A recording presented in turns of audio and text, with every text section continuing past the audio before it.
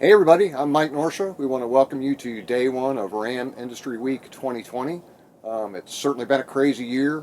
No trade shows or anything like that this year, but we wanted to make sure that we got some time to show you our new products and show you some of the neat things that have been going on around here this year. And I'm Matt Giangrande. We're going to be with you for the next 4 weeks, bringing you some really cool stuff. Some really good interviews, looking at some customers' cars, some sanctioning bodies, and a whole host of other really cool and informative stuff. Mike, you brought up 2020, and and it's been kind of crazy. So you've been here just about the whole time in the shop. I mean, what's it been like? In a word, hectic. Things started out, late March, got really slow.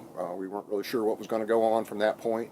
For about 2 weeks, it was pretty dead. And after that, we came back in, brought some abbreviated crews, just 3 or 4 people at a time, and started to work through some of the orders and such that had been starting to pile up. And, got to the point where even me and Pat were out there in the shop helping put stuff together and making sure we got stuff out the door. Never really more than about a day or so behind on any of our shipping, and boy, our employees, they are just a great group. They supported us through this and helped us to do all this in a safe manner and really make it rock. And from there, it's just been crazy right on up till now.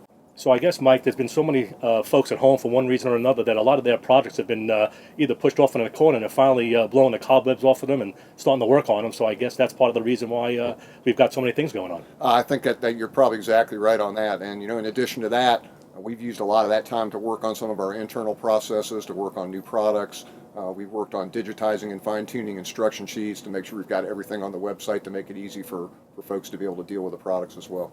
That really all sounds awesome. As you know, I'm really excited to get our Pro Stock Day kicked off, and we've got an upcoming look into a Mount Motor Pro Stock, as well as an interview with JR Carr, who has become the quickest and fastest quarter-mile Pro Stock racer on the planet. But first, let's take a quick look at our new single-disc centered iron 10-inch clutch for our class racers and gassers.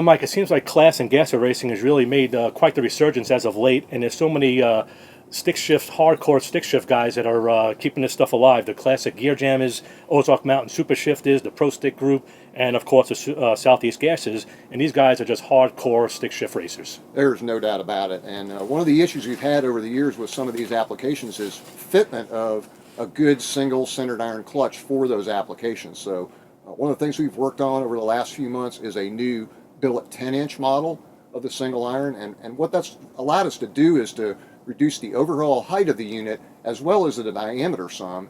And what that's going to mean for you as a racer is the ability to fit this in some applications where it wouldn't fit before, smaller ring gear diameters like a Ford 157 tooth or a Chrysler 130.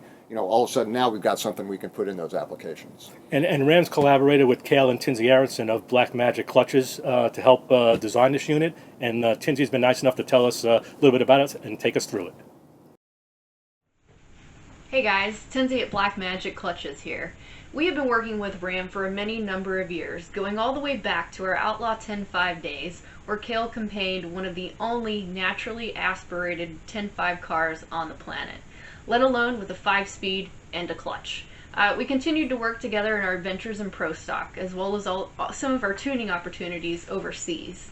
We do a lot of design, development, and tuning, and today we're here to talk about our latest adventure together, the Defiant X long style clutch assembly.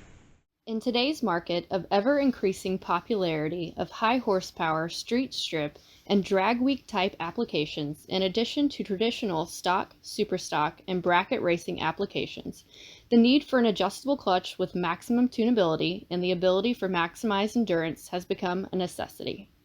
With the Defiant X clutch assembly, we have been able to make some major improvements to the traditional long-style assemblies previously offered on the market. One of the biggest improvements is simply the overall height of the assembly. Most customers are working with an OEM or slant-back style bell housing, and fitment is key. Not working within the parameters of older stamped steel covers allows us the use of thicker heat shields and discs, while still reducing the overall size. The Defiant features all 70-75 aluminum construction, including the cover, pressure plate, and flywheel. The Defiant has improved lever geometry, which allows the fulcrum points to be centered over the middle of the pressure ring, applying even pressure to the surface of the disc. This is a drastic improvement over previous long-style clutches that pivot on the outside of the pressure ring and use the cover to drive the pressure ring. With the Defiant, the pressure ring is now driven from the flywheel stands, similar to how we do in pro billet type applications.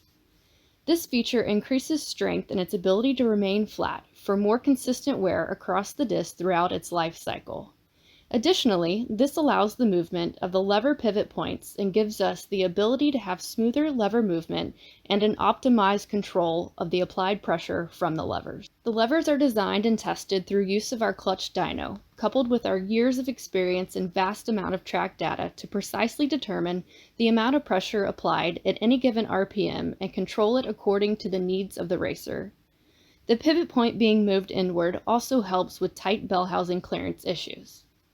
With segmented heat shields, the contact surfaces are able to expand and contract, allowing for less distortion and warpage between rebuilds. Older rivet-on heat shield types use a one-piece steel heat shield, aluminum pressure ring, or flywheel with brass rivets. All three metals have different expansion rates, causing premature warping, adding to inconsistency and quicker wear. With the Defiant assembly, performance, durability, and adjustability go hand in hand. The Defiant brings 21st century professional level tunability and technology to your racing program. Well, we want to thank Tinsy and Cale for giving us that nice tour of the new clutch and telling us a little bit more about it. And when we come back, we're going to take a look at this Mountain Motor Pro Stock car and get you right inside it for a close-up look.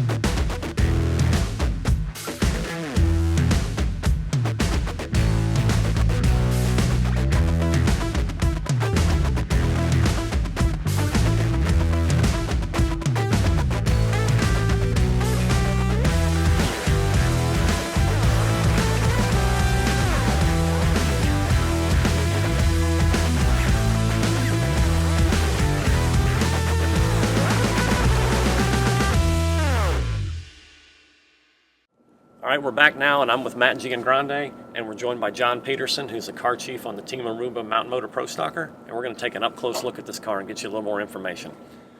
First of all, this car, Matt, is an 825 cubic inch John Kazi Hemi Ford engine that powers it. What's this car weigh?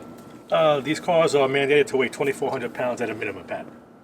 Okay, so 2,400 pounds. The engine makes approximately 2,000 horsepower. What kind of times do these cars turn in both the 8th mile and the quarter mile? Well, in the quarter mile, we actually just eclipsed the 620 mark. 617 is the world record currently at 227 miles an hour. And in the 8th mile, we've been trying for a few years now to break into the 3-second zone, but the record is 4 flat at 180 plus miles an hour. All right, Matt. Well, there's obviously a lot of cool things about a Pro Stock car. Growing up, this is kind of the class that anybody that liked door slammers or raced a door slammer aspired to do, and obviously you have a lot of experience with that. You've raced a Mountain Motor Pro Stock car, you've raced some Pro Nitrous type cars as well. What's the draw of this? Well, you know, Pat, you hit the nail on the head. This is really what you aspire to be from an extreme door car situation. Growing up in the Northeast and just about living at Englishtown, it was not uncommon to go to the racetrack and see, the heroes of the sport: Ricky Smith, Don Nicholson, Bob Glidden, and so on. And if you grew up in that area, this is what you aspire to be. So whether it's a power-added car, or in this case a non-power-added car, which to me is super impressive, this is door slammer heaven right here. Well, Matt, you made a good point. Like this growing up, these were the cool cars, and probably the item that made the car the coolest when you went to the racetrack was the forward-facing hood scoop. Right up here, you don't see these on all the Pro Stock cars now, but all the mountain motor cars have the forward-facing hood scoop, and that was just something that was just a huge draw when you went to the racetrack. The technology's changed a lot over the years. They used to kind of look like a shoebox, and now they're sleek and aero and have lots of cool things that make them very sexy. You know, you're right, Pat. Early on, these scoops made it really difficult to see out of the car, sometimes even very difficult to see the Christmas tree. So we were kind of a contortionist in there trying to get ourselves comfortable, to let the clutch out in time to have a good reaction time, of course. But you're right, they become so slick, so aerodynamic, and very, very attractive. All right, Matt, well, let's let you and John slide the front end off, and we'll take a look at this big Hemi.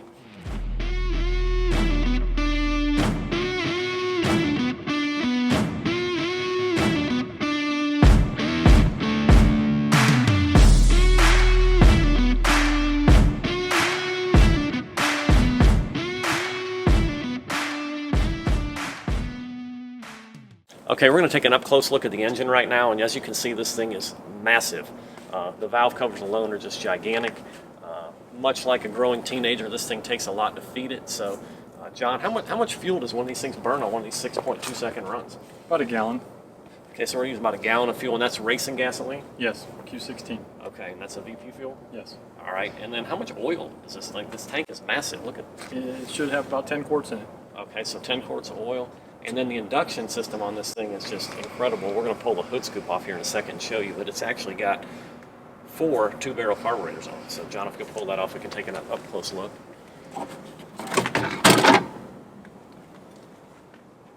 Matt, you want to tell us a little about the carburetors? Well, these particular carburetors, Pat, look like they're Braswell, made by Dave Braswell out in Arizona, and this is a pretty typical setup. Like you said, the 4 2 barrels is very common. A lot of people feel as if it gives you a little better placement of the carburetor over the intake runner in the plenum area. There are a few teams that use 4 barrels, single dominated type 4 barrels. It's just your own preference, and honestly, they both perform very well. Okay, now we got a strut front end with all kinds of adjustment on it here as well, which controls a lot of the weight transfer of the car, which we know that's very, very important. But now that we've got this 2,000 horsepower, how are we going to hook it to the ground? Let's take a look inside the car and see what the key components are to get this thing to hook up. Well, first of all, actually, all right, so tell us about these tires and what it takes to run these. What kind of air pressure they run? How big are they? Well, these things are monsters. I almost wish we had them off the car, because you wouldn't believe that they actually get under this really slick Mustang. They're 17/16 by 34.5, and we usually run somewhere between 5 and 6 pounds. We use that a little bit as a tuning aid, depending on what the type of grip factor the racetrack has. Okay, so and then underneath this we've got a Ford custom-made sheet metal rear end housing. We can't really see that right now, but what type of ring and pinion do you run in here, John? And is that something you change a lot to tune the car? Occasionally you change it to tune the car, but it's a 412 rear end in this car at the moment. Okay, all right, and then inside we've got a transmission. Obviously the most important item, the ram clutch, which we can't see because it's bolted together. But Matt, tell us about the transmission in this car and what types of options there are for transmissions beyond the rear end gear. Obviously the transmission and the clutch is an important part to making the car make consistent, successful runs in a variety of conditions. So just give us a little run through of that. Well, one of the pieces of the puzzle, in this case the transmission, that makes these cars work is the transmission ratio. In this case, this is a Lenco transmission. We're also able to run another variety of transmission in the class of Liberty, and we are able to really fine-tune the gear ratios, whether it be first gear, second gear, third gear, all the way through fifth gear, and this really, in a lot of cases, makes or breaks the run. It also affects how the clutch ultimately operates and hooks everything together. So to get this dialed in right, you actually need to bring the clutch to whatever that track condition, transmission ratio, rear gear, tires performing. That's really kind of the key thing when everyone says someone's great at tuning the clutch. They actually are just really good at looking at all those load factors like we talked about on the street products, and then harnessing those into the most infinite little element to make that perfect. You're exactly right. So many things that we talk about from a street aspect, the stickiness of the tire, the gear ratio, the weight of the car, the type of clutch, the counterweight, and the base pressure. In this case, it's very adjustable. We take into consideration, and again, this is a big puzzle, and it's very difficult in a lot of cases to get that puzzle to fit together to make that optimum run. Okay, now of course you got to have something to run all this thing, so we've got a lot of electronics on this car. We've got if Hank can get us a shot inside here, we've got a digital grid MSD programmable ignition. And then we've got a race pack data recorder, which records about 40 channels of data each run that's just poured over by crews tuning the car, trying to optimize that setup and find that last few thousandths of ET. But tell us a little bit about the ignition and how that plays a role in controlling this horsepower. Well, the ignition and the race pack, like you said, are significant. Just, again, two more really important pieces of the puzzle. The ignition, in most cases, is going to do just that, control the ignition timing. Just like in your passenger car, timing affects the amount of horsepower and performance you've got. So two of the biggest factors that dictate how these cars run down the racetrack is the weather and the racetrack itself. So it's a constant battle to monitor the weather, how good or how bad it might be, and how much the weather allows us to be aggressive or lack thereof regarding the timing. And we'll get very particular with the amount of timing we run in first gear, second gear, third gear, again, all the way through the finish line to really hook up as much power as we possibly can. And then on top of that, we're able to look at that in conjunction with the race pack data. And the data doesn't tell you what to do, but it gives you the information for you to decode it, and it's up to you to try and make the right decisions based on, like Pat said, sometimes as many as 40 channels, from drive shaft speed to clutch speed to transmission slippage, suspension, and on and on and on. If you can think if you can think about measuring it, we probably can. All right, so coming around the back of the car, we're going to take a look at a few more of the items here. Obviously, we've got the dual parachutes to help get this thing stopped. Something we didn't touch on this car also, Matt, was tell us about the brakes that are running this car, because you're going 225, 26 miles an hour. It's getting it stopped's a big deal. You are right. We spend so much time worrying about how fast we go, we sometimes neglect stopping these things. So you're right, Pat. We've got four-wheel disc brakes on the car, carbon fiber, which makes it a little bit easier to stop these monsters. And in some cases where we run on some racetracks that may not have a tremendous amount of stopping room, the two, in this case, Simpson parachutes do a great job of getting us halted. Okay, and then obviously the last item we're going to look at here before we get some more information inside the car is the wheelie bars. And this is oftentimes an overlooked item, but if you ever watch a race on TV or you go to a race, you see a lot of the crew chiefs fussing over the height of these wheelie bars.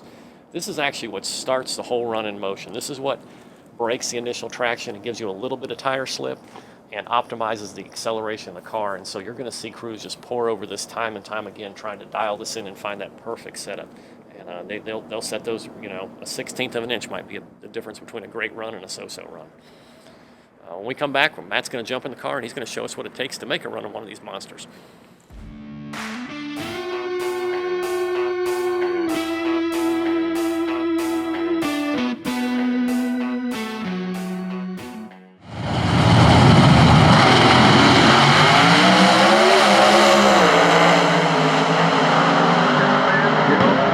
The win line, 4:04 with a 6 at 177. Okay, we're back here with Matt now, and he's got us inside this Trevor Eamons Jerry Haas race car Mustang, and he's going to give us a little idea what it takes to make a run. All right, so what we're going to do is we're going to start off by first looking at a few key components that we need to pay attention to during the run. So we're going to start right here with the green button on the steering wheel, which is the line lock. What this allows us to do is apply brake pressure to the front brakes and hold it there while the rear tires are able to spin. So this is going to help us during the burnout process and also the staging process. Certainly the shifting mechanism, this is kind of like an old style Lenco shifter mechanism, which is air shifted. There are other style shifters as well. Some racers use buttons as well as a ratchet type of shifter as well. But this is what Trevor chooses to use, which is a really nice unit here. We have the ignition box, which is important because we're able to make changes in the ignition box that's going to ultimately affect the way this shift light works. That's one of the features in the box that allows us to adjust the shift point. For example, we may want to shift this car at about 8,000 RPM. So every time this light comes on, it's going to trigger us to pull the next gear.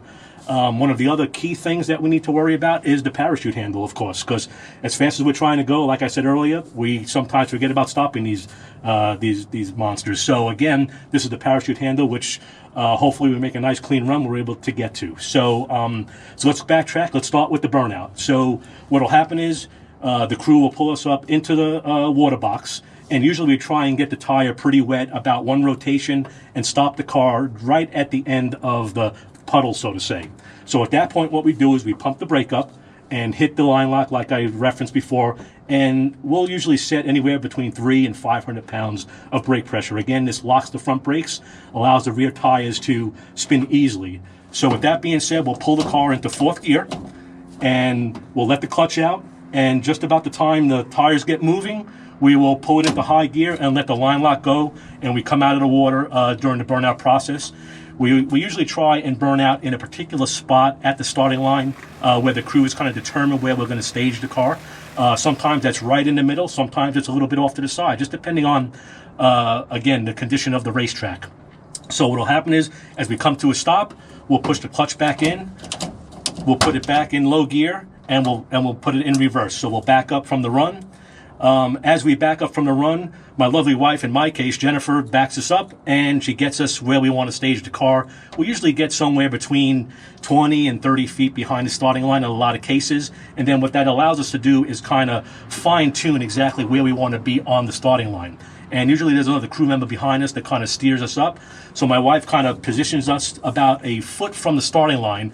At that point, we adjust the wheelie bars like we talked about, which is one of the last critical things that really affects our run in a very big way. So once the wheelie bars are done, my wife will motion us up to about 6 inches from the starting line, at which point I'll usually double check and make sure my seatbelts are tight, make sure I've got good oil pressure, and at that point I'll start the staging process. And what that really consists of is we roll the car forward and we light the first light on the Christmas tree, at which point we'll stop the car. We'll engage the line lock. So we'll pump the brake up a little bit, get about 300 pounds of pressure, and what this allows us to do is kind of slide the car into the second beam, which is the starting line. So with that being said, what we'll do is we'll rev the car up a little bit, and we'll start to just ever so slightly ease up on the clutch pedal, which allows the car to creep forward. Once the second light comes on, we mash the clutch as fast as we can, go wide up on throttle, dump the clutch and let the line lock go. At that point, we're hoping we're in the groove and waiting for that shit light to come on, at which point we pull second gear, third gear, fourth gear, and fifth gear. About that time, we reach up for the parachute lever, and we're getting close to the finish line, so we deploy the parachutes usually about 100 feet before the finish line, because at 225 miles an hour, we're traveling at over 330 feet per second, which is a football field plus the end zones. So at that point, we'll push the clutch in, we'll reach up, shut the ignition off, put all the levers forward, we'll turn on the return road, and with any luck, the camera crew's coming up to us because they want to hear about the run that we just won.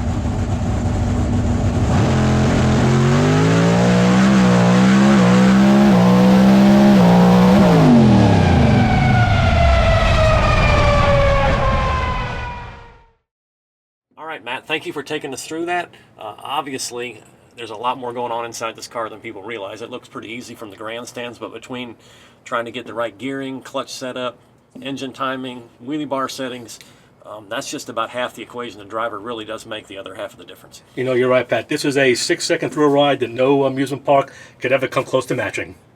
All right, when we come back, we're going to have an interview with a Mountain Motor Pro Stock record holder, JR Carr. Mike Bell on the left side, JR Carr on the right. Bell chatters the tires. He's out of it. Watch JR Carr Here down to the stripe, diving around a little bit. 6:17, 228 miles an hour. That's the quickest Mountain Motor Pro Stock car ever. All right, Matt and I are back now, and we're lucky to be joined by JR Carr from Washington State, who's kind enough to take some time out from his busy schedule to answer a few questions about Mountain Motor Pro Stock. So, JR, the pandemic has made this year so crazy for you and your wife, Terry. You had such a hectic schedule running both NHRA and PDRA. I can't imagine just how busy you stayed. And with all the restrictions traveling from the East Coast to the West Coast, what was that like? And did any of those obstacles make you more determined than ever? A lot of extra time. We used to be able to get to Charlotte in 8 hours. Now it's 12, 13, 14 hours one way due to different flight schedules. Definitely made more travel, more time, and we have to wear a darn mask. So took a little bit of the fun out of it, but you know what? You gotta do what you gotta do. It gave me extra time to sit, which neither one of us do very well, and just reflect and think about, we're lucky we get to do this, and it is, a distraction. It's inconvenient, but it helped me enjoy the time at the track and the racing itself, just because I could be sitting on an airplane with a mask. So, what's not to enjoy at a racetrack? So that helped put some things in perspective, if anything else. JR, you've had a great season. It's been full of highlights, but obviously the 6.17 second, 228 mile an hour run you laid down at the NHRA Midwest Nationals, breaking the 10-year-old record of Pete Burner, which was set at a 6:20, was obviously probably the highlight. Was this a barrier you were trying to shoot for all season long? Was that something you had in your radar? So it was definitely a highlight. There's no question about that. It was a heck of a run. Actually, the tire was on fire right off the starting line. Car moved around a little bit. Almost pushed the clutch in, brought it back. It stayed in close to the groove, and it was stuck. I could tell I had control of it, so I kept going, and it was screaming. I mean, it was on a run, and very exciting. You always want to break records. I don't care who you are. That's part of the performance side of this deal. Glad that we could do that. It was fun. It was exciting. It was it was overwhelming to hear the radio as I hit the chutes, because everybody was going crazy. I could hear everything, and then to rewatch the video a couple times and all the excitement, and even the announcers. I think they had about as much fun as I did. So it was fun. It was great. Like I said, everybody wants to break records. I'm fortunate that I was able to do that. So, JR, you've run both classes, NHRA and Mountain Motor Pro Stock. I was just wondering what really draws you to the Mountain Motor Pro Stock class in particular? I think the challenge of the cars themselves, they're a handful. They're not predictable. Even as good as our car has been and almost predictable, it's still a handful to drive. And it's a challenge, and I like challenges. We've had some good success with it this year, and very rewarding. But just the class in general, I mean, it's as fast as you can go with carburetors and a clutch and a 5-speed transmission. So that alone is huge. Thank you, JR. Your team's pretty much set the bar for Mountain Motor Pro Stock all season long from start to finish. Tell us a little bit about your team and how you assembled that team to bring everyone together. I'd say bringing them together is we've all known each other for a long period of time. It's a timing thing. Some guys were looking to race again, and some guys were moving on. So it was just kind of a timing thing, and knowing each other and knowing who could do what, and everything just fell into place pretty easily. Same goals, same kind of attitude. We're going to have fun, but we're serious about it, and it's been great. I mean, everybody came together really fast. I mean, we came together within one pass, it feels like to me, and everybody knows what to do. Nobody's double checking each other, and it was very rewarding. And it's between Frank and myself, and knowing these guys and being around it. It almost looked easy, and I guess maybe it is easy. And we've come together as a team really well and had some fun. JR, it looks like 2021 is going to be a banner season for Mountain Motor Pro Stock with 6 NHRA events, possibly 8 PDRA races, and even a return to ADRL.